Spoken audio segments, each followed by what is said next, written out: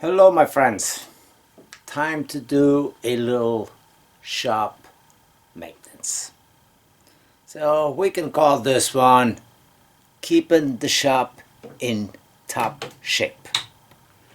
The first thing I'm going to do is something that I've been thinking of for quite some time and have really never got to it, which is changing out my block guides into possibly a roller guide, but making it yourself. So this might be something worthy for you to consider. But of course, this will be an experiment and not sure if it's going to work the way that I expect it to. But don't know if you don't try.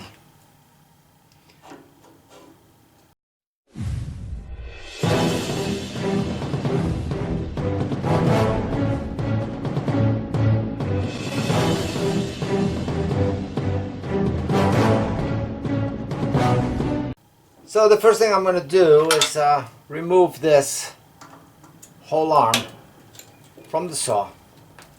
This whole arm was something I made up when I bought the riser block, because the riser block, the guide that came with it, was not the appropriate size for my Delta. So it was kind of custom modified. So what I'm doing here, because this bolt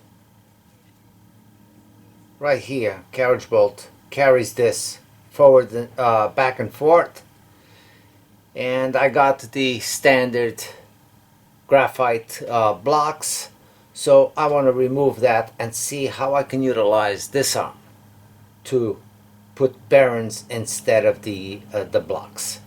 So the first thing I'm going to do is I'm going to loosen up this center screw in here until this pops out.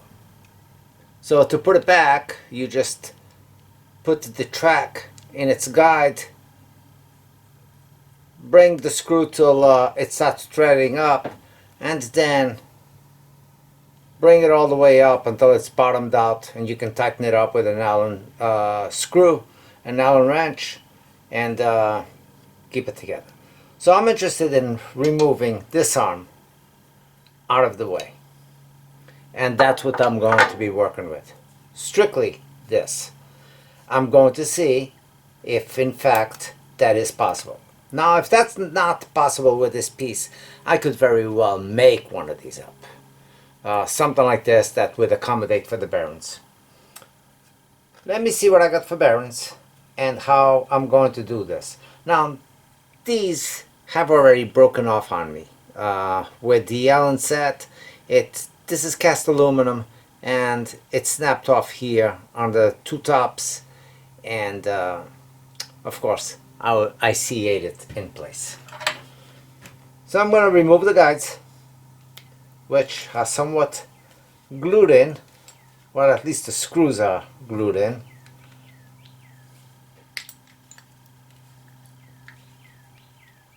And like I said, this has some CA in here, keeping it together. So if I apply a little bit of heat to this, this will separate, and I should be able to get these two things out. I'm going to use a torch to heat this up, like I said, so these blocks can come out.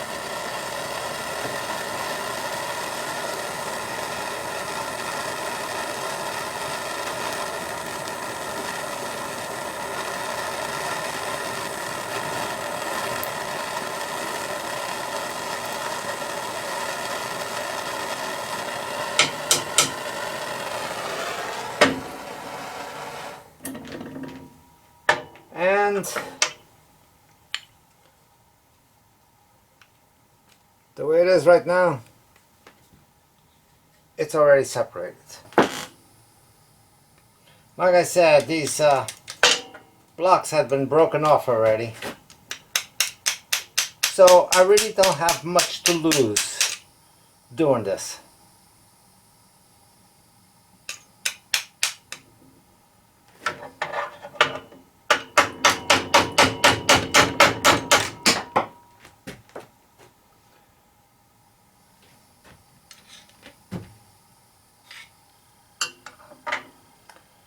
And I'm going to take this to my disc sander and grind this off.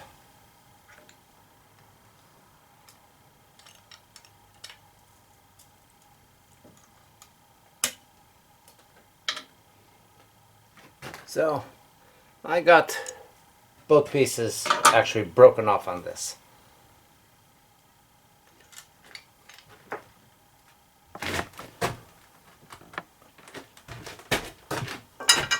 So I'm going to take this and, like I said, and grind this off smooth.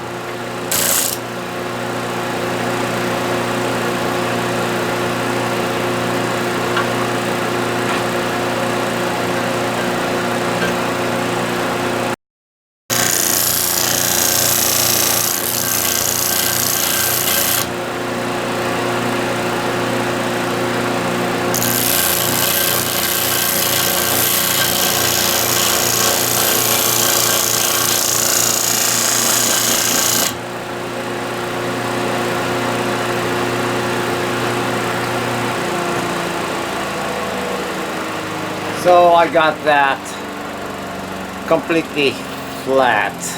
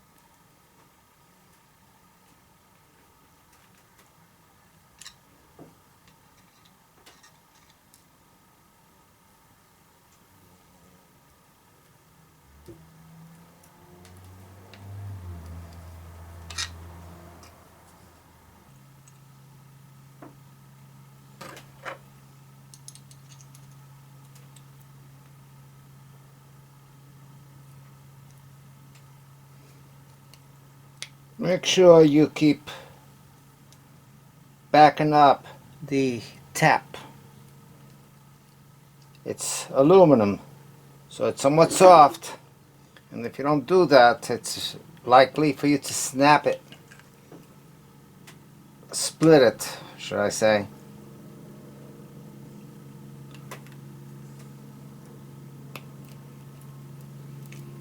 Always clear the thread on the tap.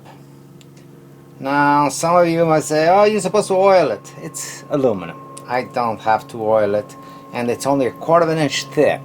Not even. It's 1/8 of an inch thick that I'm going through.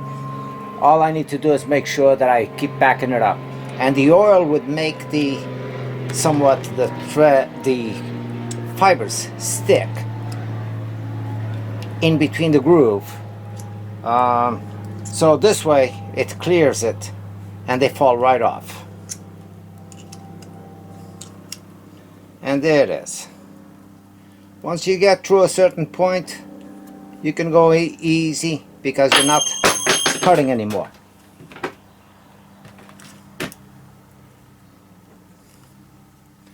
And there it is. The 2 threads are tapped.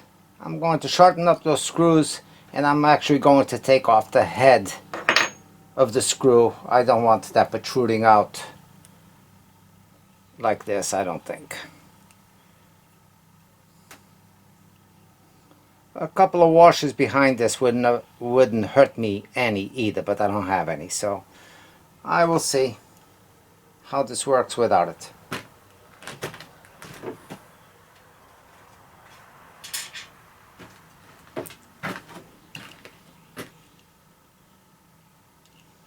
And there it is. They're not adjustable, but the clearance in there is just the right amount for the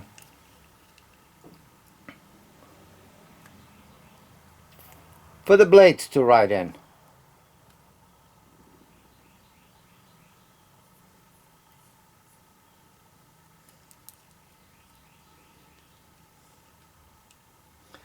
Let's see if I got a couple of small washers that I can actually place in there, so this can ride a little bit freer.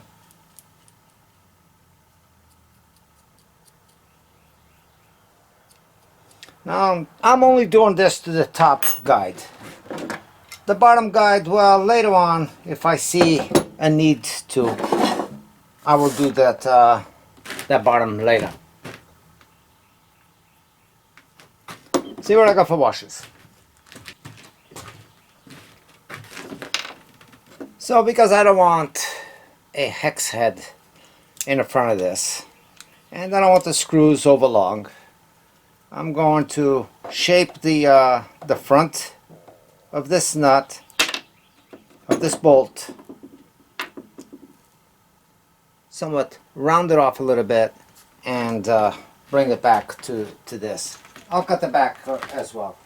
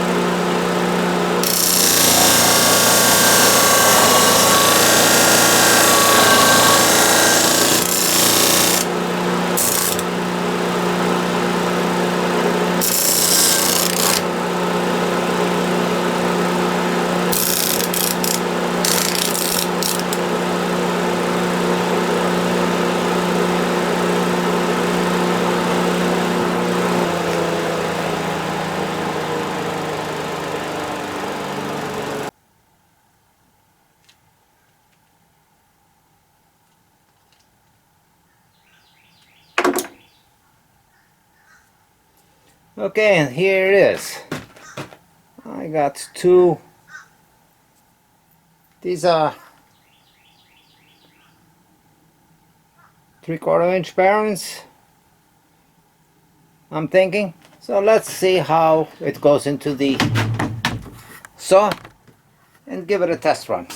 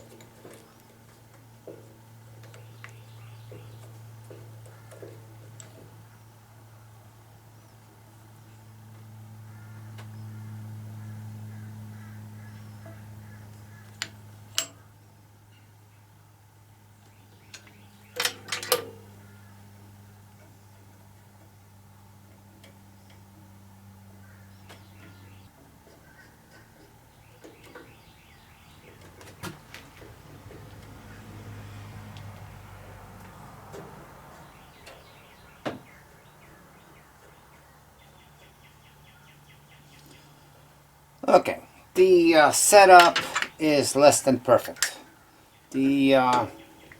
This arm is not long enough for me to be able to push the bearings far enough because of the design change.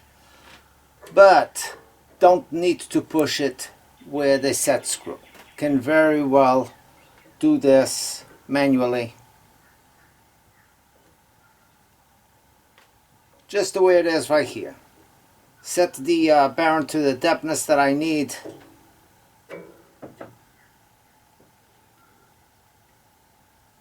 Right there, and lock it in, and it just eliminates this set screw until I do something different with it.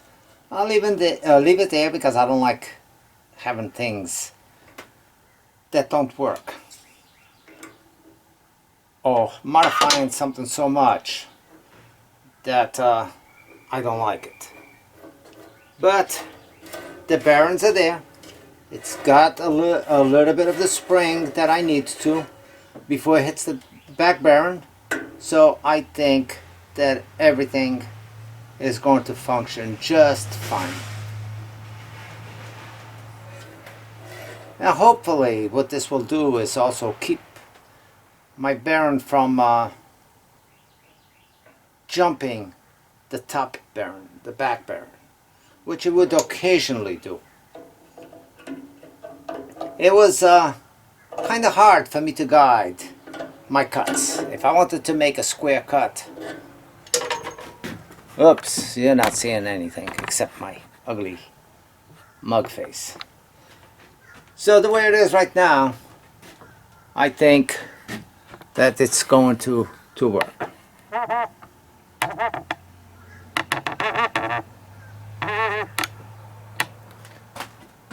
So even though this screw doesn't technically pull the bearing in or out any, but I got the lock screw over here and it's very easy for me to slide this in and out to the extremes. It's riding freely in between the bearings without a lot of tension. I can advance it forward just a little bit more like this. So as long as my bearings are not hitting the teeth, are just in the gully prior to the teeth,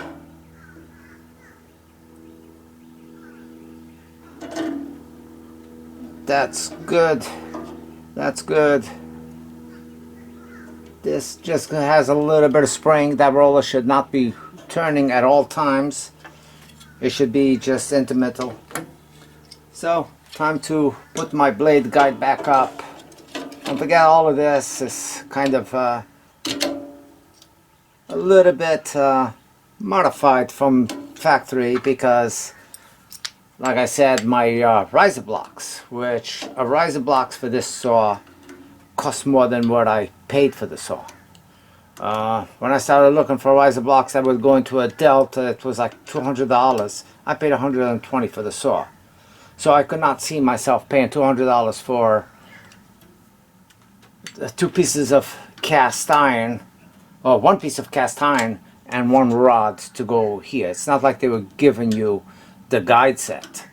All you had was this rod with the purchase. And the rod has to fit as this sleeve over here, that coupling. And that's really the most important factor. A block is a block. You might have some pins on there that you could offset by re-drilling it so it fits your pin configuration on the top and the bottom of the set, because it has 2 pins that will keep this arm from twisting.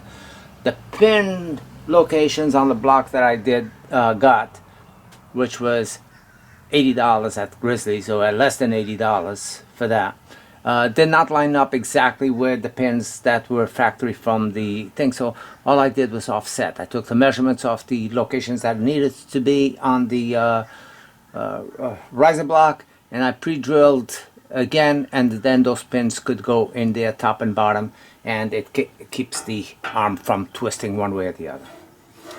So I mean, you know, it's in my book, that's what it's all about, is coming up and modifying things to make it work for you.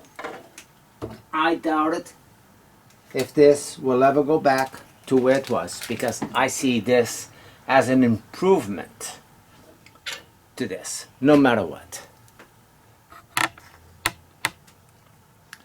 That is an improvement to these cool blocks running in there all the time.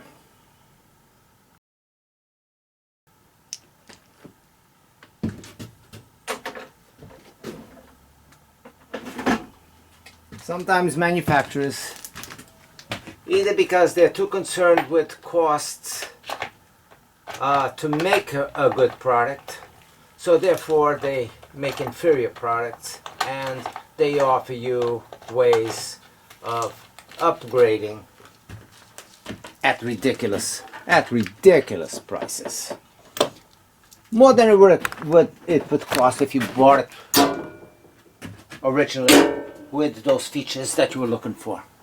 So if that works, I'll gladly do the same thing to the bottom. So I think it's time for me to give it a test. Oops, keep banging my head on here. Give it a test run and see how it does for rips. Now this blade is still dull. I have not changed that.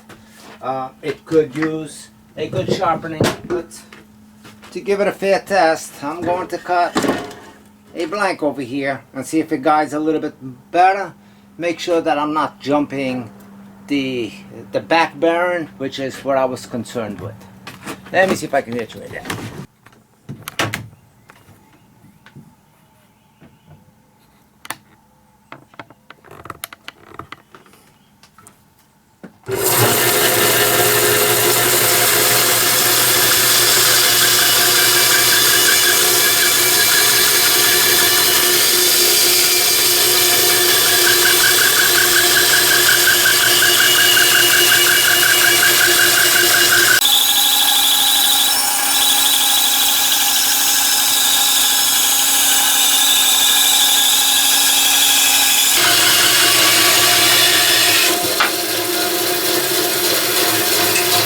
Much better. Much better. Cut is not bad. I mean, it's free-handed. Not bad at all. I know the duller your blade is, of course, the more drift you're gonna get regardless. But I am happy with that. So I can call it success again. Success, simple, effective roller guide.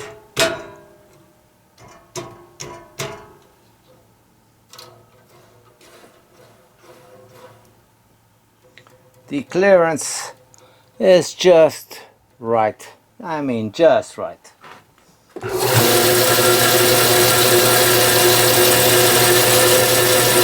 Both barons are running.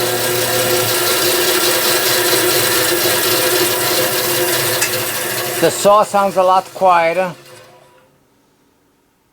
So I think that was good.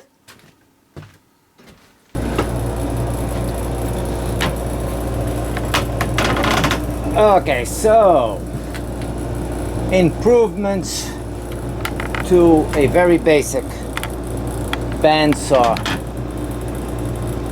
that I have done, which I did not have and I felt that I needed.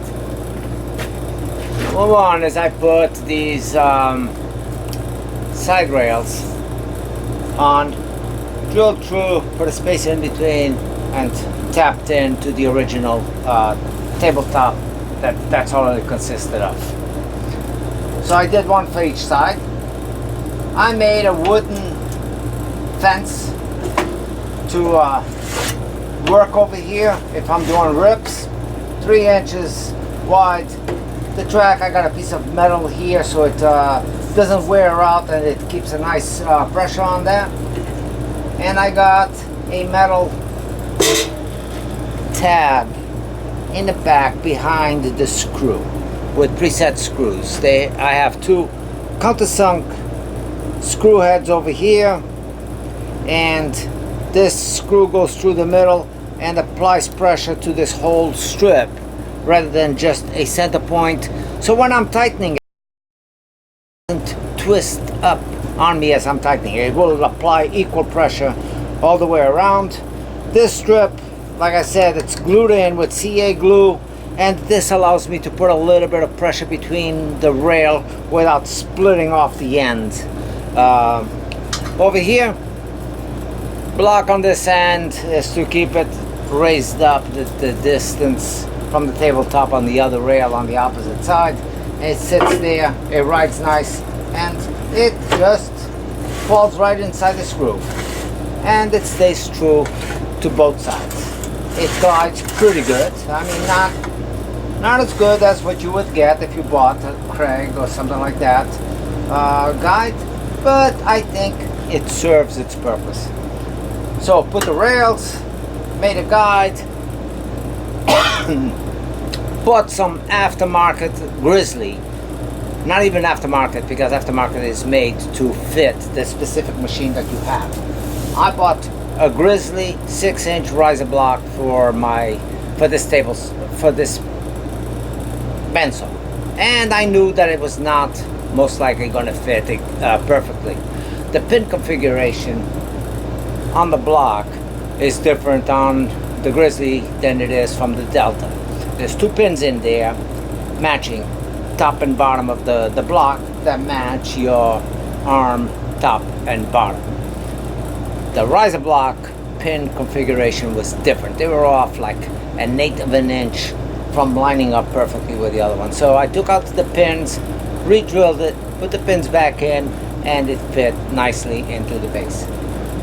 So those are just some of the things that I've done. Yes, and the saw originally came with a 3/4 horse motor on it, and I gotta tell you, it would boggle out all the time. I would be making the slightest cut and it would drag. So I took it and I put a Harbor Freight 2 horsepower, I think it's a 2 horse motor on there. I had to modify the frame to get it to clear and fit because it's a much bigger housing. So I made that modification, put a much heavier duty motor on this, and I don't boggle it down. Now I'm not saying that it's a great motor that I got on there. It's a Harbor Freight, and you know, a lot of people are iffy when you use the word Harbor Freight. They don't associate it with a good tool. It's like everything else. It's a hit and miss. You get some good, you get some bad. So far, I've done okay with it. So, today was kind of a success. I'll be back. Don't forget, thumbs up, like, and subscribe.